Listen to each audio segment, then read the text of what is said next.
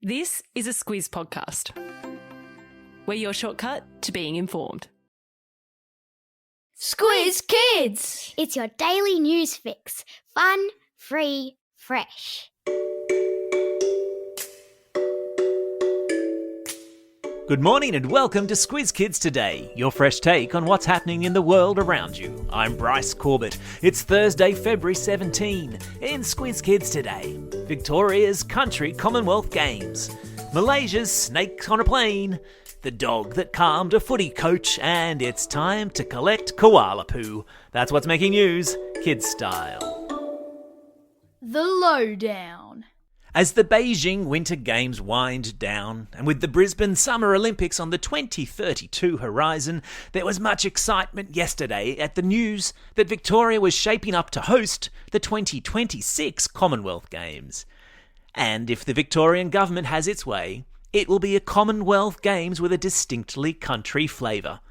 Okay, first things first, what are the Commonwealth Games? Well, they're like a scaled-down version of the Olympic Games, where countries from the Commonwealth compete against one another. The Commonwealth refers to the group of 54 countries of all shapes and sizes from all corners of the globe, from tiny Caribbean islands to African nations to emerging superpowers like India and entire nation continents like Australia.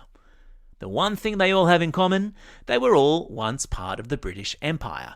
So, they all have links to England and the Queen. And why would the 2026 Games in Victoria have a country flavour?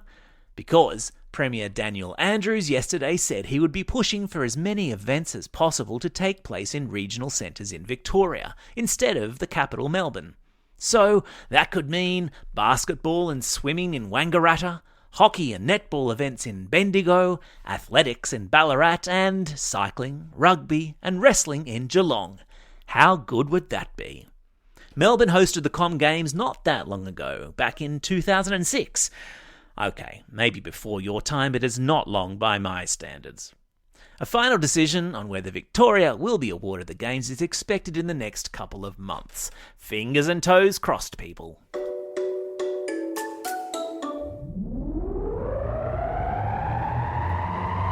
Spin the globe. Each day we give the world globe a spin and find a news story from wherever it stops.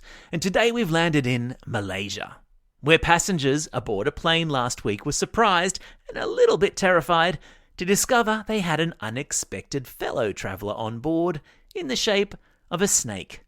Yep, a snake on a plane. It's just about my worst nightmare. The little fella was spotted slithering along inside the overhead light fixture, forcing the pilot to make an unscheduled landing. The passengers were unloaded, the snake was located and removed, and the airline in question then went to extraordinary lengths to assure everyone that at no point was anyone in danger. No word on whether the snake was travelling with cabin baggage. Let's just hope it's not a frequent flyer. Oh yes, I could sit here all day and make bad dad jokes. I stuck a link to a photo of the slippery passenger in today's episode notes. Animal Kingdom. Who doesn't love koalas? Fluffy ears, big furry bums, and adorable babies who cling to their mums. Oh look, that rhymed. These marsupials are iconic Australians. Sadly though, bushfires, drought, disease and human activity have caused their numbers in the wild to have dropped so dramatically that last week the federal government listed them as endangered. Almost a third of the total population of koalas in Australia has been lost since 2018, according to the Australian Koala Foundation. So, do you love koalas enough to help? Even if it meant having to pick up their poo?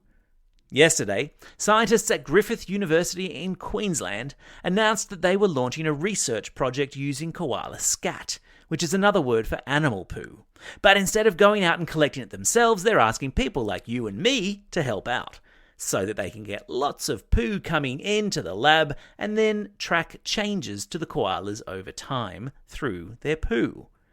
The first citizen scientists are high school students in southeast Queensland who have already been trained to spot and collect koala droppings, which, it has to be said, look remarkably like milk chocolate licorice bullets, but you really certainly wouldn't want to get the two mixed up.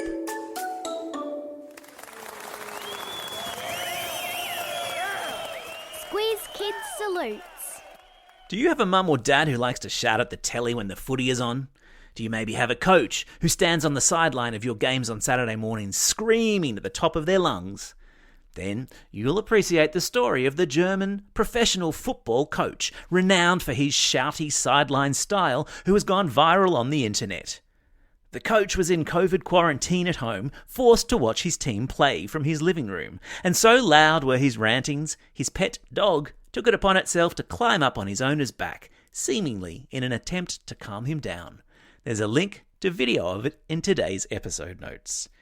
Because nothing calms us down like the gentle paw of our pooch, pet dogs of the Squiz Kid world, we salute you. Time for the Squiz. This is the part of the podcast where you get to test how well you've been listening. Question number 1. Which Australian state is lining up to host the 2026 Commonwealth Games? That's right, it's Victoria. Question number 2. What animal's poo have researchers in Queensland asked us to help them collect? Yeah, that's right, it's koalas. Question number 3. In which country was a snake on a plane last week? Yeah, that's right, it was Malaysia.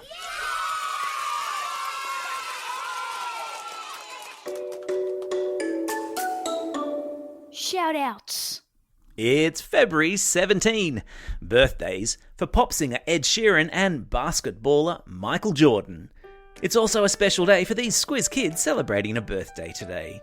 Georgie from Victoria, Max from Abbotsford, and Zoe from Canberra.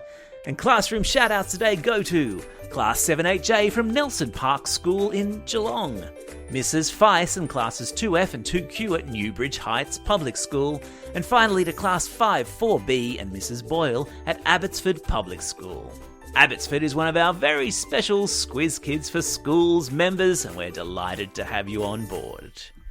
Don't forget, if you've got a birthday coming up and you want a shout-out, or if you're after a classroom shout-out, drop us a line at squizkids@thesquiz.com.au. Well, that's all we have time for. Thanks for listening to Squiz Kids today. We'll be back again tomorrow. In the meantime, get out there and have a most excellent day. Over and out.